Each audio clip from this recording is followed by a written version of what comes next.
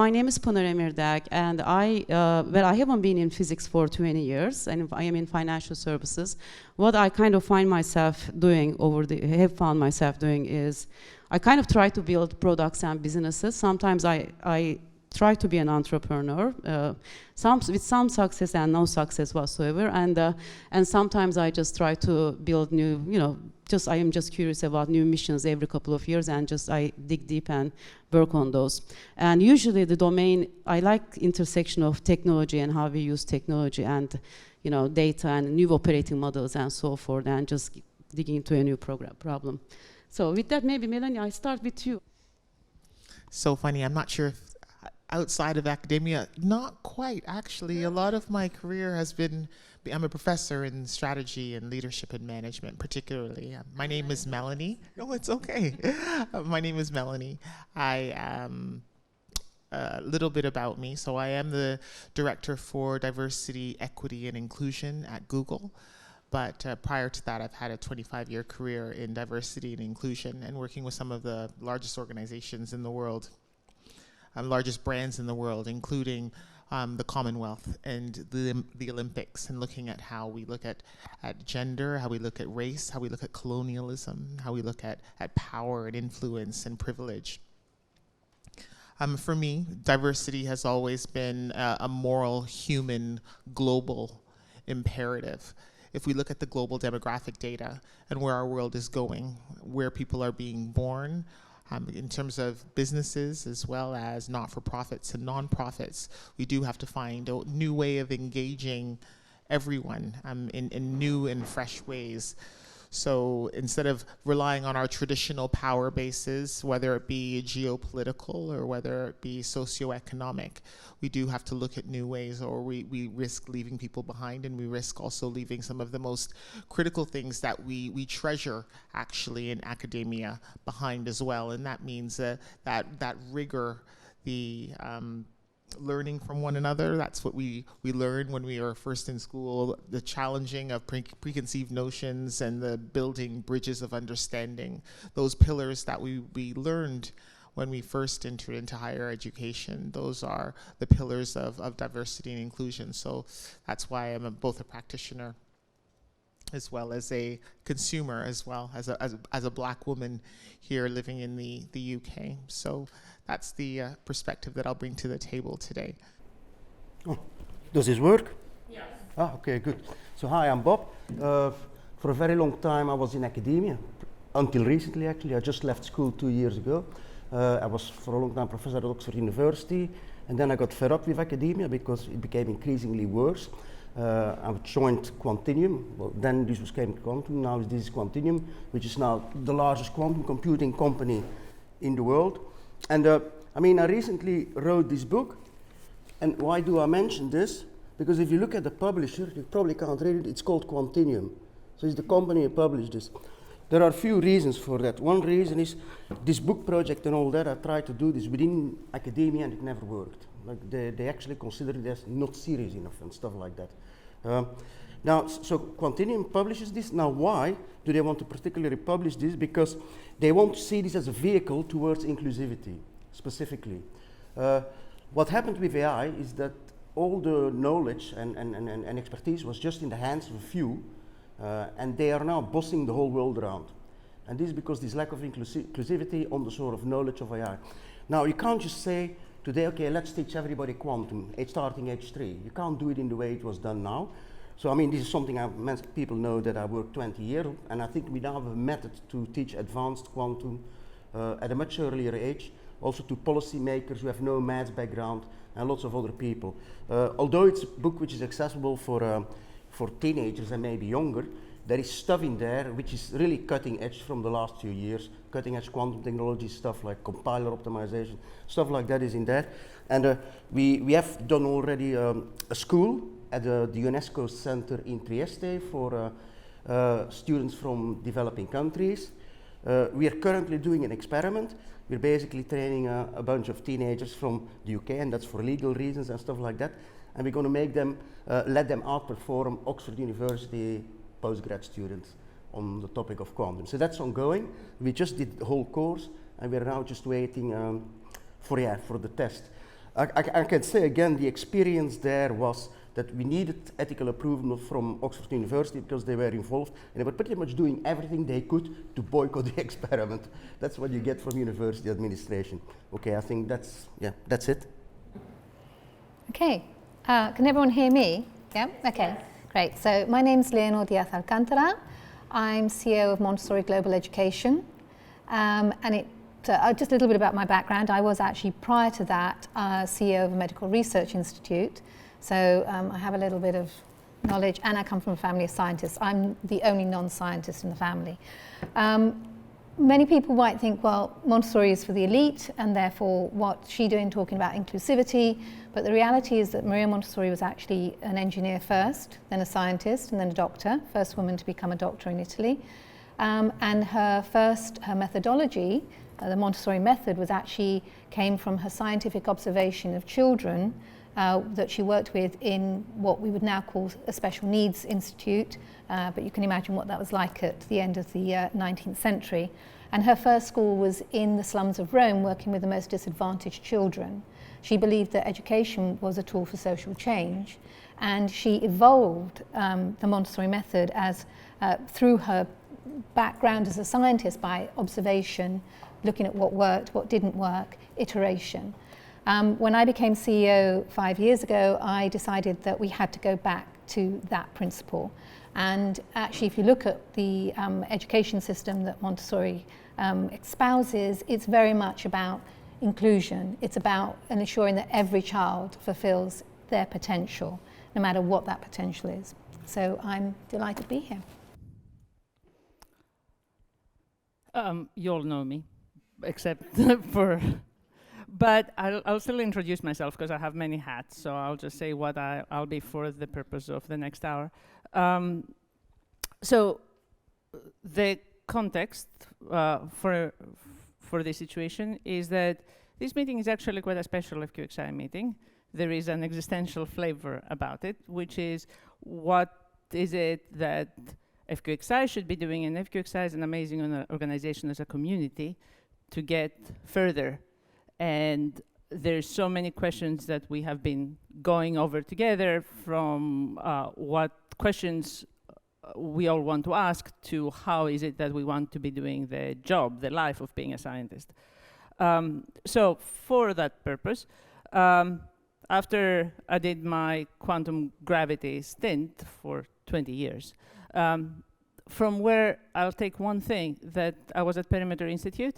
That was a place that had no money resources, no money limits on what it is that could be spent. So whatever wasn't done right, it wasn't because there was no money.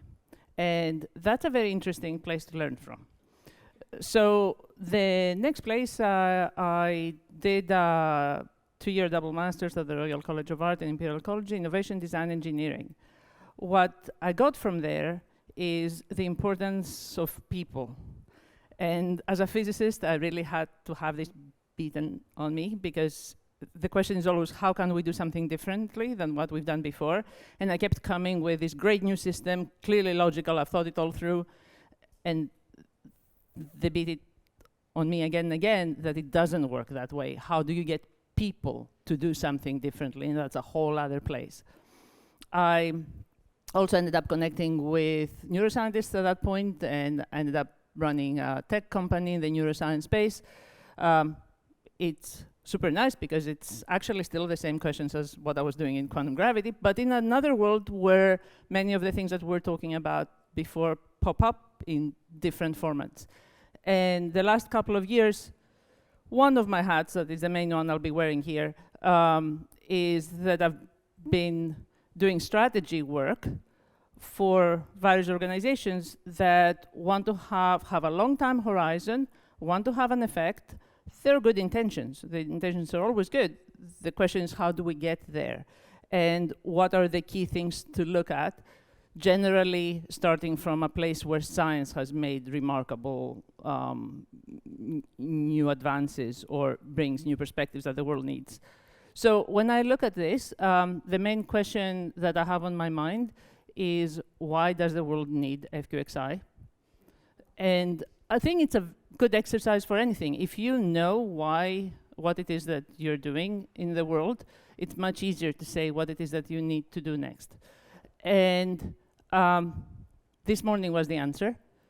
The list of topics that have been suggested as what it is that the people would work on here if given a chance is huge, because this is really what makes us human, right? What's our place in the world? This is not, and this is something I really want to put on the table, that if you're a member of this community, it tends to be, yeah, what we're doing is very deep questions. How do you apply it to, like, my phone? That's not the point. The books that people from here write are successes. They're very popular. Why?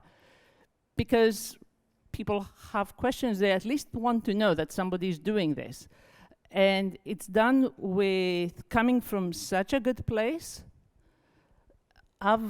In strategy work I've done for others, I've often analyzed FQxI as an example of what has had successes and how. That's super useful for the world. So the question of why is very clear. And I should also say the why is important, because what you have as a mission is how you do that. By why are you doing it? That's what FQxI is so good at bringing out. The rest, I think I'm going to be going quite hard on what diversity means, why not understanding those things blocks. It's very basic. It pops up everywhere. I think everybody here will agree that you're not going to go anywhere if you don't deal with that. I'll give you one specific example with a reference, because you guys are scientists. A lot of the previous discussion and the feedback of how do we do papers, how we decide, how do we get credit, actually boils down to the tension there is between what we want to do and ranking, and using ranking all over the place. And I think it would be useful to understand that ranking doesn't have anything to do with objectivity.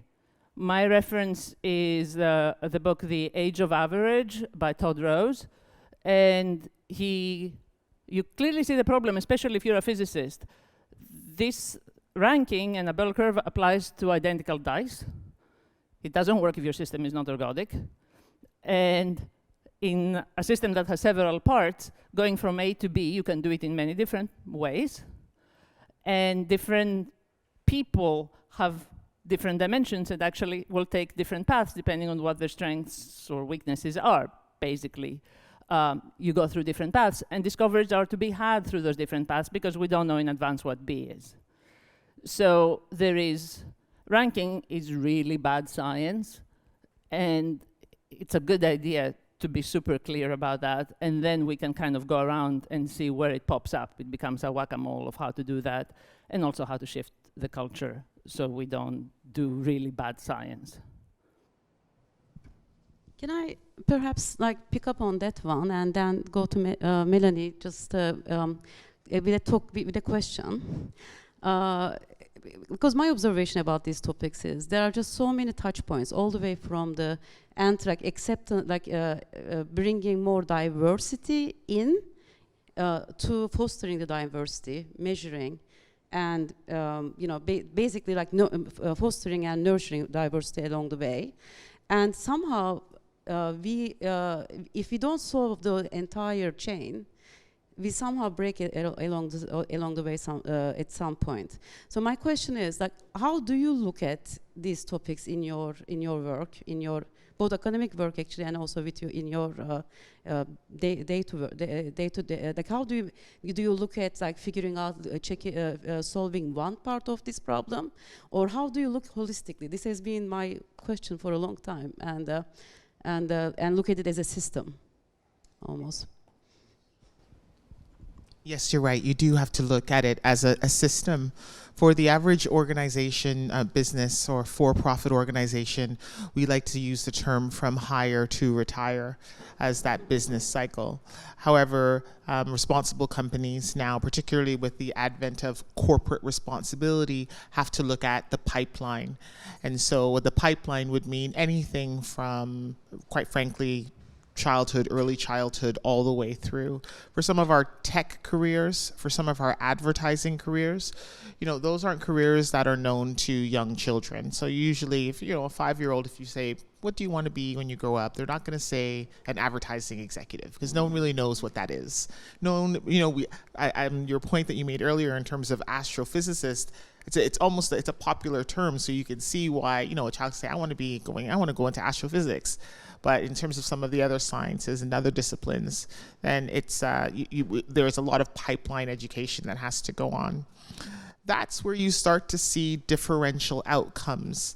So for example, if you're looking at your average Bangladeshi girl, if she goes back home and says to her mother that she wants to be a advertising executive, I don't even know what an advertising executive is, unless I watch Mad Men or perhaps Who's the Boss back in the day, probably dating me a little bit my age, but I wouldn't know what that is. And so that's where you start to see and on top of that, my mother wouldn't have known what it is. If I went home, she would have said, no, actually, you're going to be a doctor or a lawyer.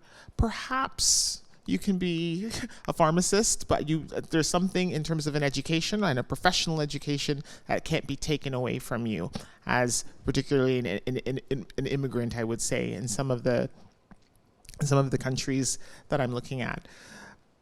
So that being said, responsible companies do look at pipeline. So for example, some of the programs that we've been involved with is around scouting, scouts and Girl Guides. And so literally starting from there in terms of introducing science and technologies as real topics, and being able to grab onto and translate them into something that a child can process and get excited about. And then and quite frankly, because we start to see the drop off even by the age of 12, we start to see the drop off in terms of gender. And then of course, when we're looking at going into universities, the drop off gets even worse. Interesting facts, though, is that in regards to international students, international applicants, in regards to gender at business schools, then you see there's actually a flip. So the numbers are quite high for women going into business schools. And we see the drop off later on in their careers, right around the ages of 28 to 32. And that's for several reasons. And so that's where the company's responsibility changes in terms of pipeline generation. It changes over to, wait a minute, that beautiful, how are we hiring, how are we promoting, and how are we retaining our diverse talent? So you're right, it is a multi-pronged fork, diversity and inclusion. There has to be usually multiple initiatives running at multiple times, at multiple kind of points in time, and it's a continuous investment. And frustratingly, that investment will not align to the average CEO or board length in terms of roles. And so that means that there's not necessarily responsibility on behalf of the company in regards to hard financial results. And that's frustrating. Additionally, what makes it very frustrating is that we are looking at qualitative data at this point rather than quantitative data. This is not where we are going to count our successes by the numbers of bodies in chairs at any given company or in our classrooms.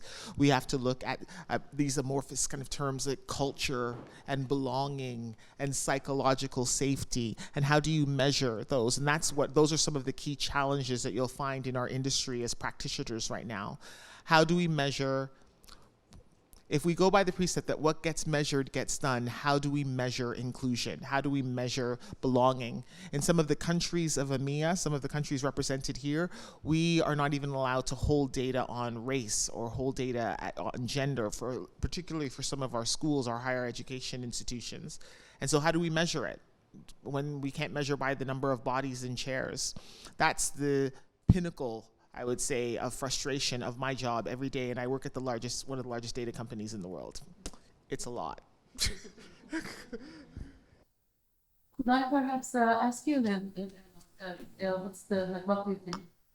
I mean, I think you're right. It's that early age, and I think it's about changing the mindset. Because because I think one of the problems that so I think there are two issues, and one of the things that we find in Montessori when we teach anything to do with science, where we have an edge, I would say, over sort of the more traditional education systems, is that we don't teach children in abstract terms, and it's quite right. You know, you sort of give an abstract concept to a very young child and they're not going to get it. But if you can break it down, which is why I love this book about quantum in pictures, but break it down into ways that are understandable to them, then you're going to get them, you know, you're going to sort of encourage that innate curiosity for learning that children have. So I think that's really, really important about not sort of teaching science particularly, or any STEM subject in an abstract way. I think that diversity is really important in terms of in early education, in education generally, but you have to encourage children to have the confidence to actually go ahead and follow, you know, a pattern. And I think that often what happens with particularly marginalised communities, there aren't any role models, and so therefore they don't know where to look for role models. It's not visible, and they're not encouraged by families, and they're often not encouraged by their societies or even by their communities or by their schools sometimes.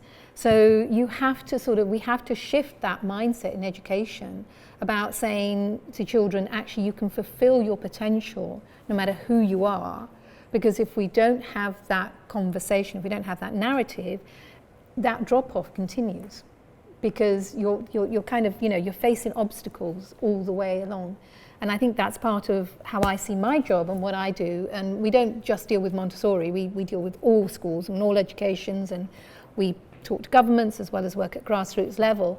It's very much about saying, you can do this, and training the teachers and those working and the families to understand that actually this is possible.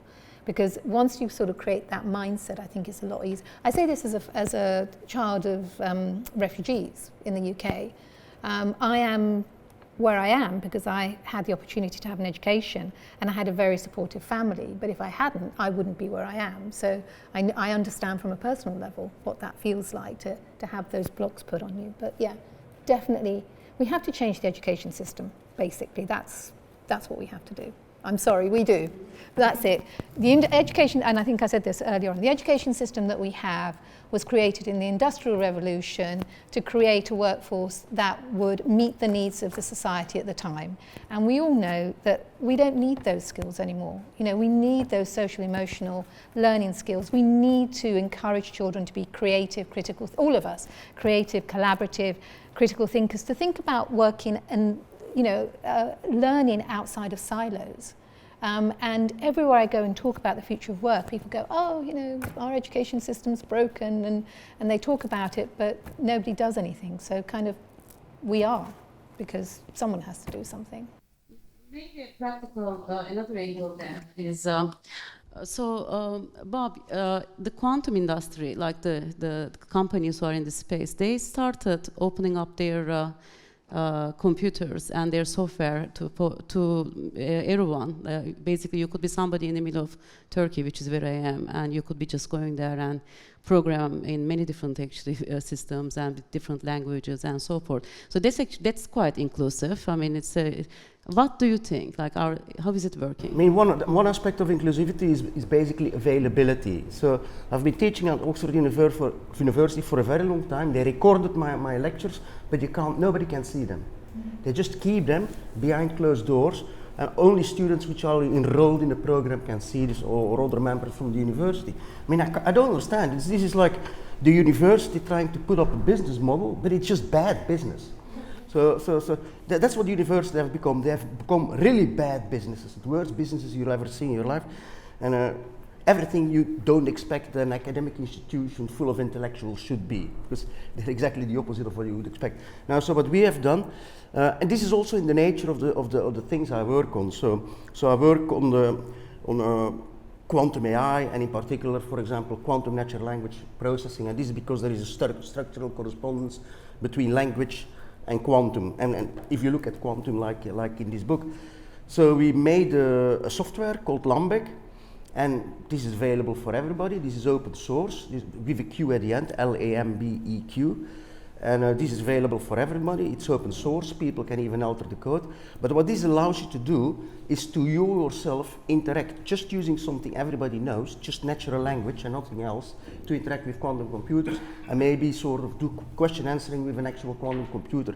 IBM makes a lot of their computers available, not the best ones, but the sort of smaller ones. And you can basically directly connect your language, like you speak, with a quantum computer. And that's what's nice about this, is that this takes away a barrier. Like, I mean, you can't expect everybody to do quantum chemistry or something like that, because you need to be a chemist for that. But just language, everybody has it. And to make it even easier, we actually took our language software, we took out the linguistic grammar, we took out the linguistic meaning, we put in musical grammar, we put in musical meaning, and so we have a software, also open source, called Quantinuum. Again, everybody can use this and play around with, and you can use it to generate music.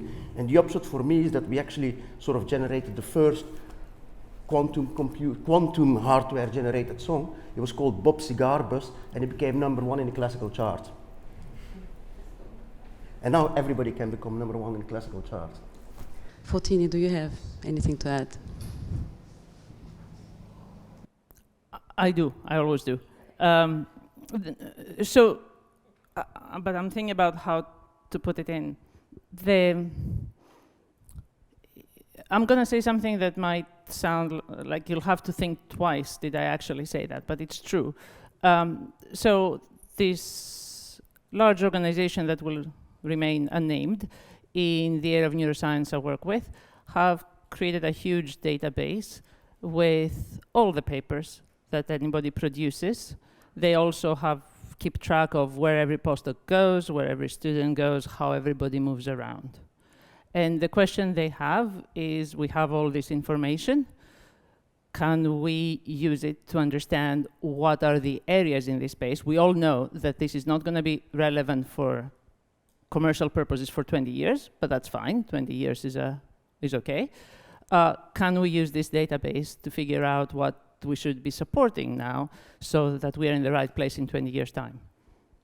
I mean, they literally say, we have all the papers. So imagine that it was just what you were just the papers that you put out and your career path.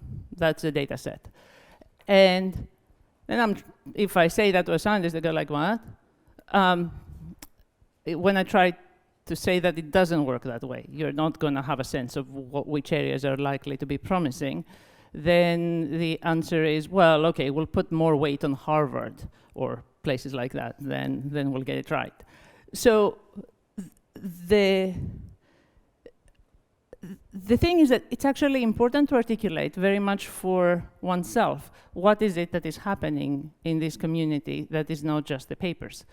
Because ultimately, it will be a question of metrics, for better or for worse, for our own self-perception as well. It's not just what the system is asking us to. But metrics don't have, also for practical reasons. But I'm not particularly in favor of metrics, but at some point you have to use them. And there are so many other ways to come into this question. One of my favorite examples is in mental health. So somebody has a mental health problem, they go through treatment, do you know they are better? And what does that mean? In some cases, if they were suicidal and maybe they're not suicidal, you know something. But in most cases, that's very difficult to answer. And if you talk to the practitioners, they will tell you that what you want is the person to be independent, to do what they want. So in that space, there are new ideas of what metrics are, which basically is people set their metrics. This is what would be success for me. And that's super important, and it relates to the other places where we've been. Why is diversity important? Let's just open it up. I totally think that there are specific diversities that are in our face and we're doing a good job, so let's do a good job. Other places have done it. But diversity is really, because there are many ways to do something, it's about building bridges between those different parts, and they can be bridges between people. They can also be bridges between the different selves that you all have. And I know you, and you all have many selves, and one of them is acknowledged by the job, And there are many others that remain a little like underfed. And there is so much potential to be unlocked, which is the key thing. If you want to get where you want, is where is the potential being blocked? And there's so much to be unlocked if you start building those bridges, if you start listening. And the key part is, ultimately, is listening with respect. But how do you get respect is by switching in the direction of curiosity. Calvin, you talked about, I like the idea of the different camps talking to each other to find a place. But coming to it from an adversarial place will work for some people. For many others, it won't, if I think of the early stages of how do you even set that up. How do you build trust? And how do you understand what somebody's actually saying? So the key question always is, what are you trying to say and how? And enter that with curiosity. And if you can do that, just trust people that if they tell you what success would be, that's what we've been doing this morning, right? What is it that you want to work on? This would be successful if we could work on these problems. Doing that successfully would mean blah, which we didn't get to. Me having a successful career means a lot of different things to different people. The curiosity and asking for people or communities or whatever to set what the metric should be actually works, by the way. People don't go in and set the metric of, I'm gonna show up once and do one thing. That never happens. Those people have just done something else with their lives. You're not dealing with that problem. The answers are there. Just ask the questions differently and not through the what can we cut out. It's more like what can you bring in. Can I comment on this? Because we've been doing it for 100 years at Montessori, exactly, which is we have this, what we call freedom within a framework.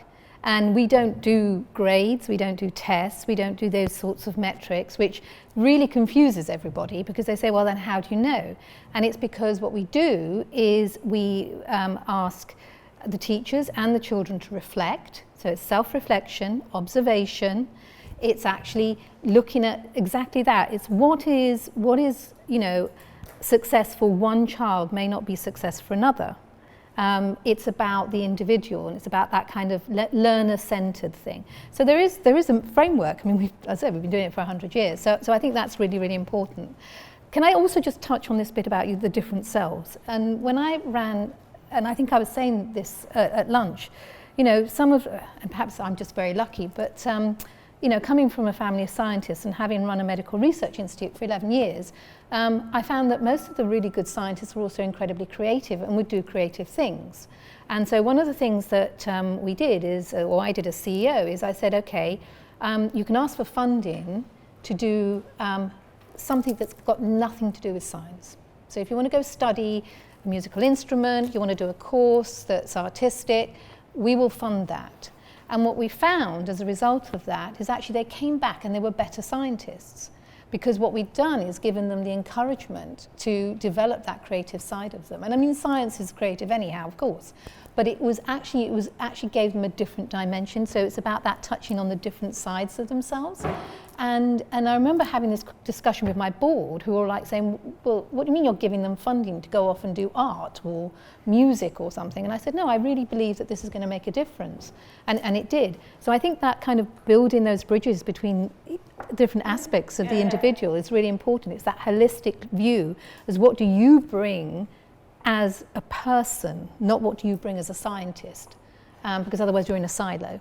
And if you want to have the hardcore explanation for that, is in embodied cognition, which was brought up over there. There's a reason for that. It's understood. So I have two distinct reactions. I can feel my body being split into two. As a mother of a new, of a 11-month-old kind of son, black son, knowing the stereotypes that have been put on black people, I am not, the stereotypes that were attempted to be put on me in terms of being tall or going into athletics, my voice, musical, acting, drama, and then when finally my mother yelled at my teachers enough then I did very well in math, and I graduated from school early. I went to medical school at 16 for the University of Toronto. So she went after them, and the stereotypes were obliterated. And I hear you.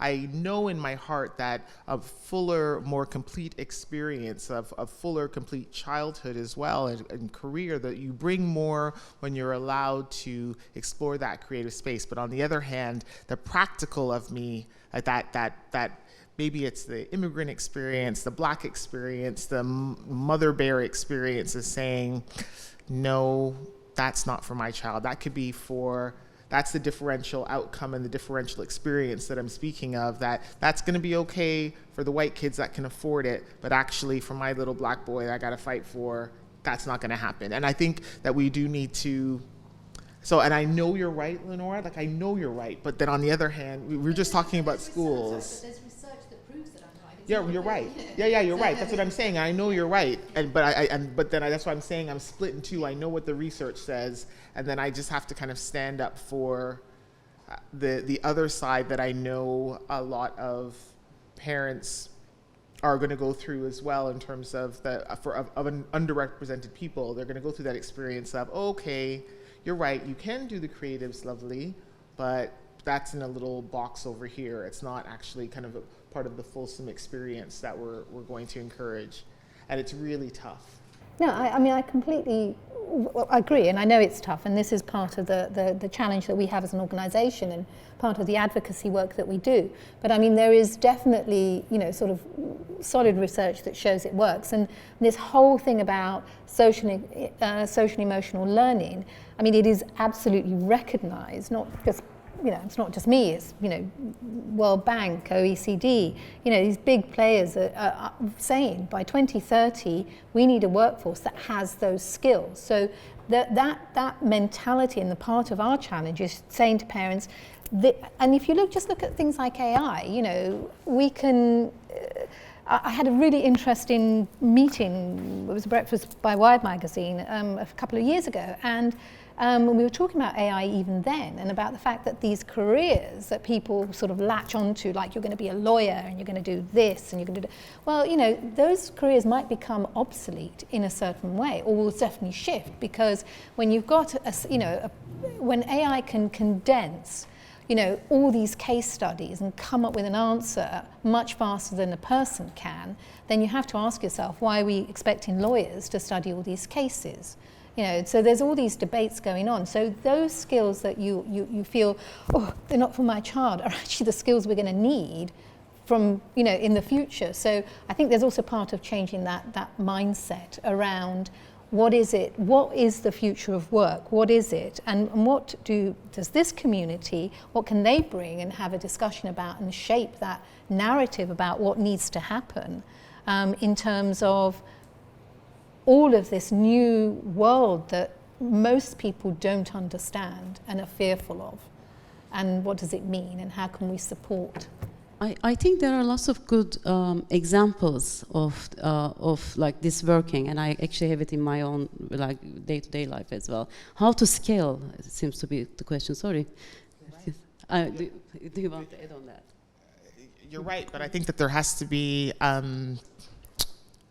there's considerable work that can be done by our higher education institutions as well, and I don't want to kind of take the focus away from a critical part in regards to that part of the pipeline, but in regards to where you all reside, the part of the pipeline where you all reside, then I would like to shift the conversation just a little bit in regards to the focusing on diversity there, because you're both right when you mentioned it earlier. Like in regards to let's think about how do we become more inclusive in terms of the practices, our everyday practices, our everyday cultures. I walked in today and I felt mildly uncomfortable. I'm used to walking into these types of spaces where I'm the one, and the one in so many ways, not necessarily the one in terms of race or gender or anything, but more so just the one because I think maybe a bit differently. And so how do we make this a space that's psychologically safe, that creates role models, differing role models, as Leonor said, earlier, that we're more encouraged, where we see more of you at a younger age, where we understand what you do a little bit more, so that it's actually an option for young children and young people to be in this room, or to endeavor to be in this room in a few years. I put that challenge out to you. I feel I have to say one thing, because you said something that kind of hurts, because my gut has been torn in that direction since they first mentioned the panel. Because I think, look, if you look at the objective questions of these are minorities we know and we can list and what is done for them, this is the most backward place I've ever been. Like, there is so much to be done. You feel uncomfortable. I mean, we can list it. I think we all know. There is so much to be done that is not done. The whole thing is dismal. I took the angle, I'm being honest, okay? Because it was a serious stare. One is like, I can walk in and say how dismal this is.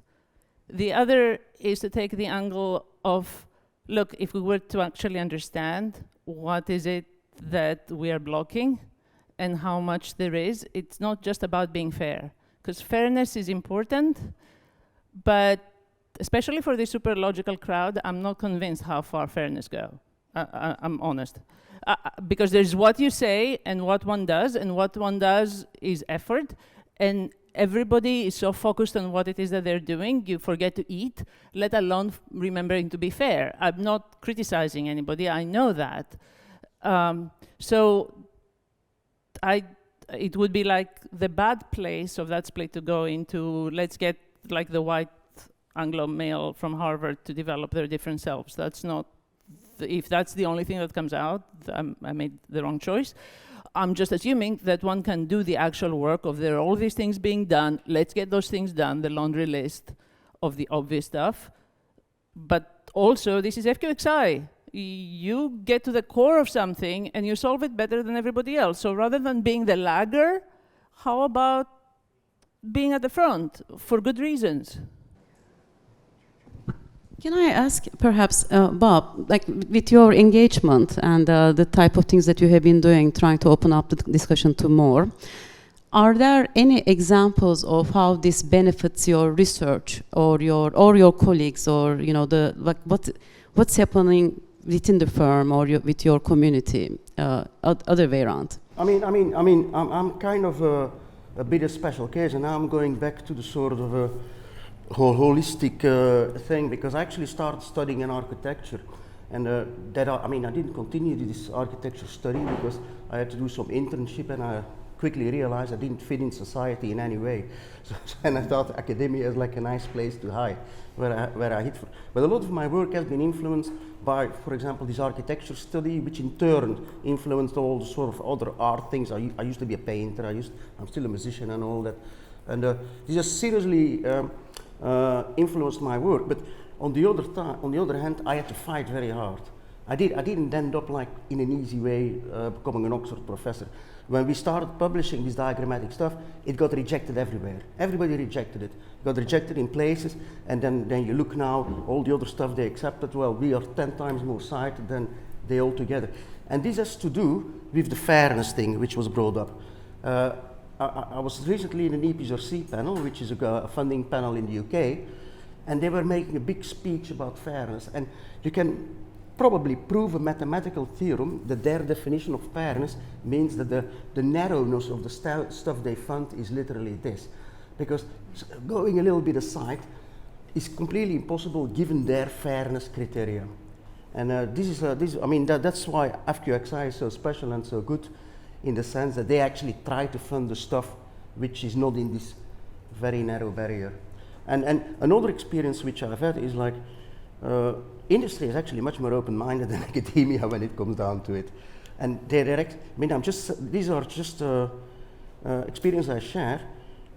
They're much less competitive, which is really weird to say, but in industry you feel much less competition. And when we are discussing the paper quality, for example, earlier, I mentioned that everybody in science hates the amount of papers that are being published, so we actually have a very high bar, and so we all publish a lot less than we would have done in academia, but much better quality. much better quality. It's much high, and I know the same is true at other companies like Google, the same is true at IBM and all these companies. We actually set an agenda for ourselves to make everything more, it's automatically inclusive, to make it all much higher quality and to be much more diverse.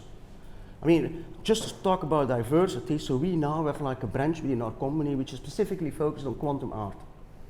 Again, there is like this societal reason for it that this will appeal to many more people, and so the whole quantum community will include many more. I mean, IBM does a lot of work too, you know, that in the same space, not just us. IBM does a lot of that too, Xanadu does a lot of that too. So a lot of quantum computing companies are actually role models for universities, and the universities are way behind. That's how I feel it. Well, arguably also there is a lot of like there's a commercial reason for that as well, because you bring so many different minds to the table, and I mean we want to build the future this way, not in a closed way, right? Mm. Yeah. Would you? Okay, what I do is I want to actually open up to for questions, but are there any burning points that you? I just wanted to say, from a consumer perspective or from a commercial perspective, there have been several examples of where inclusion being part of the process where products have gotten better. So we've all heard of our phone products when we started to make our phones a little bit bigger, and then they didn't realize that actually it didn't fit small hands, particularly a lot of women's hands in Northern Europe. So that's why they had to change the phone design, or the new camera designs for both the Apple iPhone and the Pixel, and being more inclusive in regards to working with people from the Asia-Pac region as well as the African region to make sure that the colors were represented in the proper way, or even in terms of language and Bard and ChatGPT and the language models that we've started to use so that we can be more inclusive. And that's resulted in the organizations making more money. Pharmaceutical firms for women's medical health. People are making more and more, or organizations are making more and more money now because they are putting inclusivity at their design stage rather than just being something out there that we're advertising to people so we can get their money. Now they're actually designing with inclusivity in mind. That being said, how do you start? If I was just to give you advice, just as a consultant, how do you start a regular organization that where you've never done this before, you've never been here before?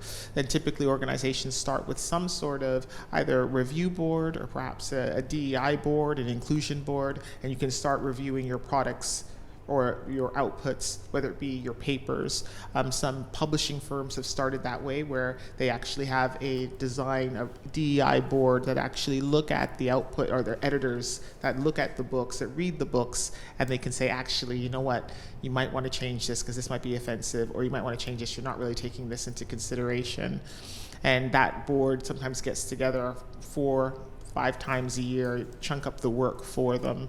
Because it's not going to be hiring that you're going to be able to change our numbers, quite frankly. But most of the career paths in academia are quite long. People aren't leaving anytime soon, and we're quite dedicated to the cause. So it's hard to kind of develop that pipeline very quickly. So you may want to just create an adjunct kind of DEI board, and you can, whether it be to look at your HR processes, whether it be to look at your products or your papers, your research, then that's where I found it's been most helpful in terms of immediate impact, and that's realistic for most organizations that are starting out on this journey.